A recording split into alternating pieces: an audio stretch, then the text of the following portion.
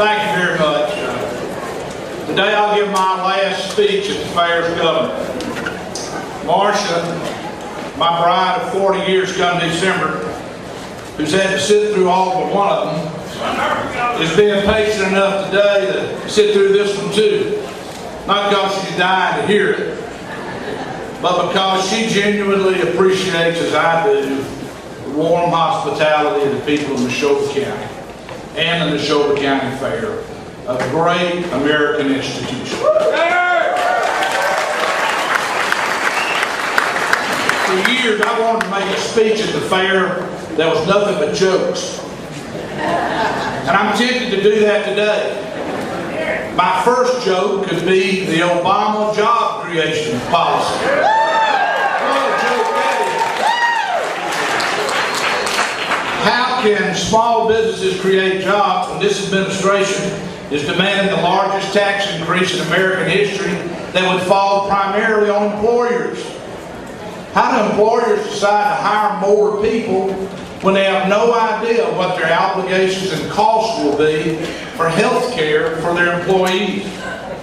The Obama energy policy is to drive up energy costs so people will use less of it.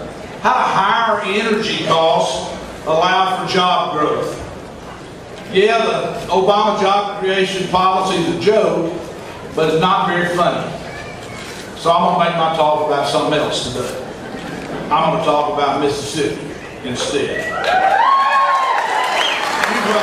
You've been hearing from all the candidates for governor, and there's some really good candidates. I'd like to visit with you and them about what my successor will face come January. The budget situation in January is far better than 8 years ago, but it didn't flush.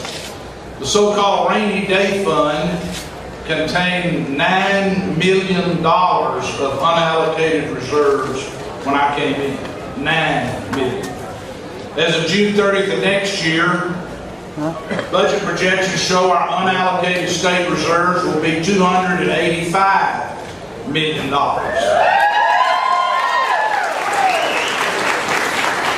That amounts to about 6% of annual general fund spending. General fund annual spending this fiscal year will be about $4.6 billion compared to $3.6 billion back in FY04, fiscal year 04, my first year in office. That's an increase of about 28% over 4 years.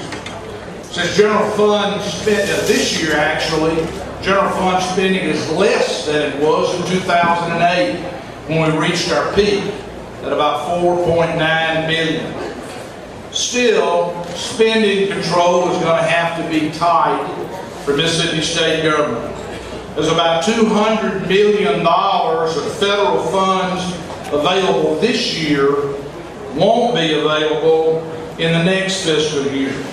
Additionally, we carry forward about $80 million in Medicaid savings from last year that can't be counted on in fiscal year 13. So the new governor and the legislature will have to continue to be conservative next year, and if you ask me, for a long time after that.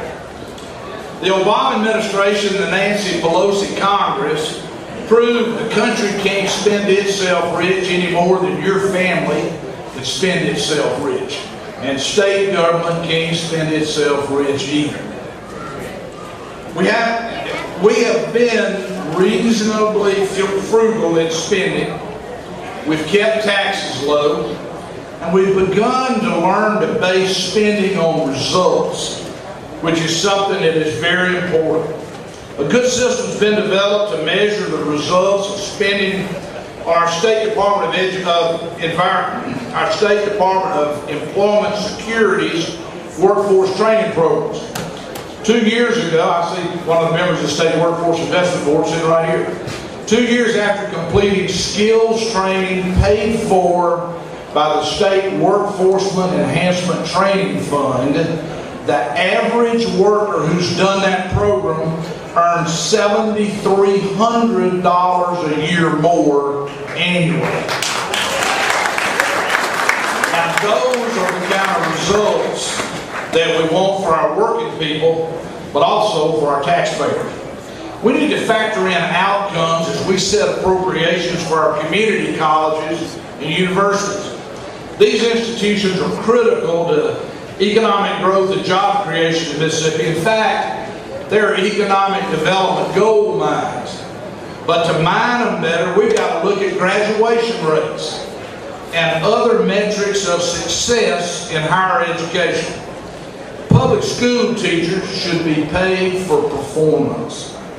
Teachers who get better results out of the same children than other teachers do should be paid more. We are close to having a fair, objective group of measurements to determine which teachers get superior results, and that should be used to compensate those teachers for those results. And, psychiatrists say that it's really bad to stifle the urge to applaud. If it's not bad for you, it's bad for me. So I appreciate that person out there that stick to it. Education is the most important economic development issue and the most important quality of life issue in Mississippi and in every other state. So we have to improve the outcomes our school systems produce.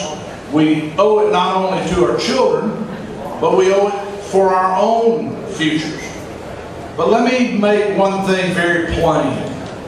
Don't confuse how much you spend on education with the results you get in education.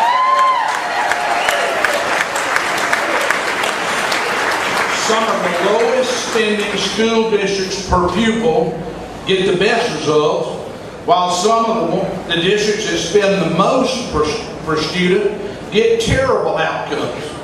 So don't judge the commitment of politicians to education by how much of your money they're willing to spend. Judge them by the results that they demand and achieve for our children. That's the difference.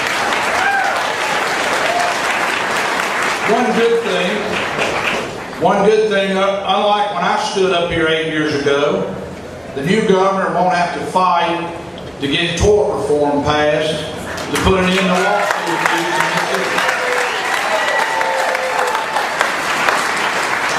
That's been done and it worked.